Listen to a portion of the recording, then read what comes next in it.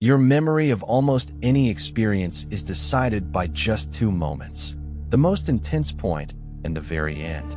Everything else, the long middle, how long it actually lasted, the hours of ordinary in between, gets quietly thrown away. A 2-week vacation and a 2-day one can leave nearly identical memories if their best moment and final day match. A great meal ruined by a rude goodbye is filed as a bad night. This is the peak end rule, and it means the you that remembers your life is not keeping an honest record. It's keeping a highlight and an ending, and calling that the whole story. And that editing quietly runs your biggest decisions. The proof comes from a study so counterintuitive it borders on disturbing. Researchers, including Daniel Kahneman, had people undergo a genuinely unpleasant medical procedure, a colonoscopy, back when they were far more painful. One group had a shorter procedure that ended at a sharp peak of pain. The other had a longer procedure, more total discomfort, more minutes of suffering, but the doctors deliberately extended the end with a stretch that was only mildly uncomfortable. By any honest math, the second group suffered more. Yet they remembered the whole thing as less awful, and were more willing to come back. A gentler ending, tacked onto more total pain, rewrote the entire memory as better. The mind had counted the finish, not the sum. Why would evolution build a memory this careless? Because remembering every moment of every experience in full would be impossibly expensive and mostly useless. What the brain actually needs is a quick verdict. Was that good or bad? Worth repeating or worth avoiding?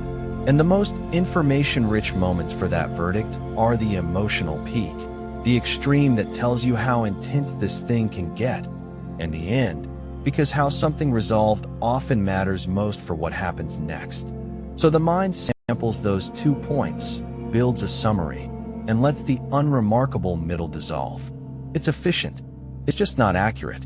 Your brain isn't trying to record your life. It's trying to file a fast, lossy review. Kahneman described this as 2 different selves sharing one head.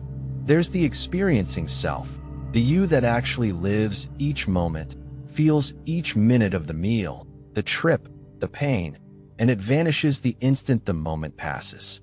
And there's the remembering self, the you that afterward looks back, tells the story, and keeps the score. Here's the catch. The remembering self is the one that makes decisions. It decides whether to go back, try again, stay, or leave. So you routinely make choices based not on how much you actually enjoyed or suffered through something, but on the distorted highlight reel your memory kept. The self that lives your life and the self that runs it are not the same self, and they often disagree. This explains something you've probably felt without understanding. A wonderful vacation, days of ease and delight, capped by a miserable final morning, a fight, a missed flight, a robbery at the airport. Ask about the trip a month later, and that ending bleeds backward, staining days that were genuinely happy while they lasted.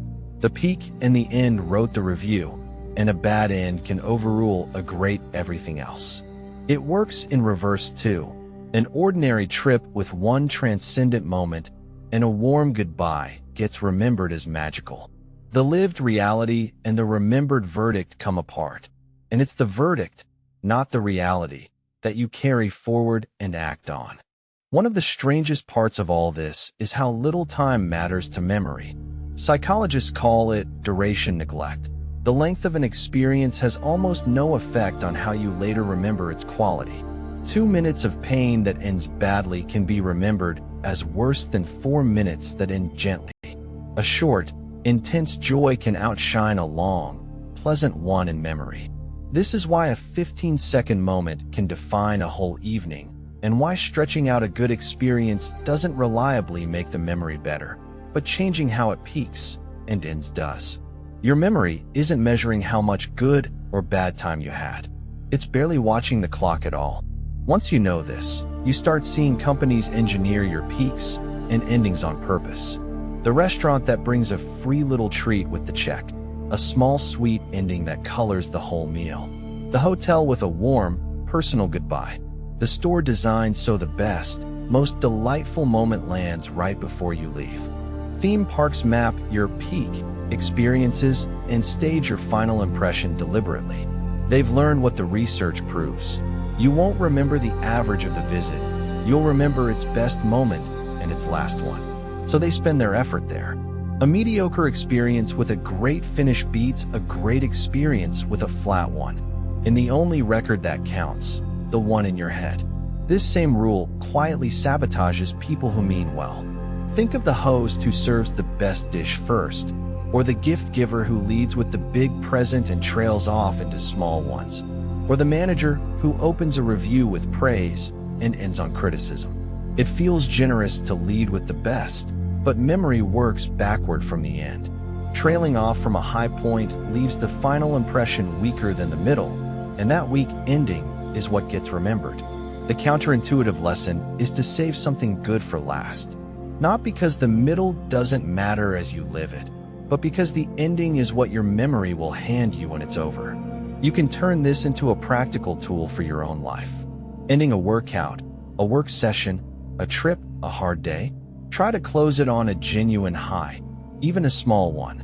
The last set you nail, a quick win before you log off, one good moment before bed. That deliberate ending disproportionately shapes how you'll remember the whole thing and how willing you'll be to do it again. It's why finishing a run with a strong final stretch makes you a runner who comes back, and grinding to an exhausted, miserable stop makes you one who quietly dreads it. You're not just ending an experience. You're writing the memory that decides whether you'll ever choose it again. But there's a warning buried in all this. Because memory keeps only peaks and endings, it can badly mislead your biggest decisions. You might stay in something mostly painful because it had a few great peaks and tends to end each stretch on a hopeful note, an on-again relationship, a job with occasional highs. Or you might abandon something genuinely good because one bad ending stained it.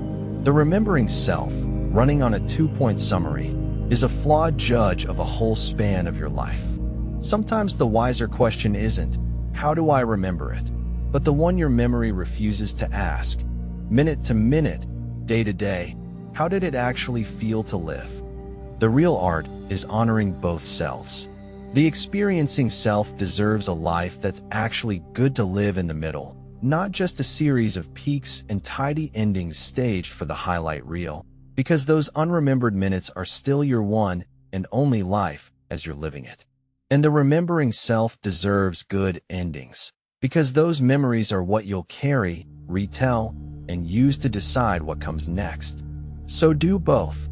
Protect the quality of your ordinary hours for the self that lives them, and craft your endings with care for the self that keeps them. Don't let the highlight reel become an excuse to endure a bad middle, and don't let a bad ending erase a good one. Because the story of your life isn't the life itself. It's a ruthless edit, keeping the sharpest moments and the final scenes, and quietly deleting almost everything in between.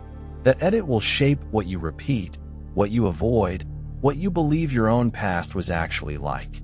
You can't stop your memory from working this way. It's older and deeper than you are.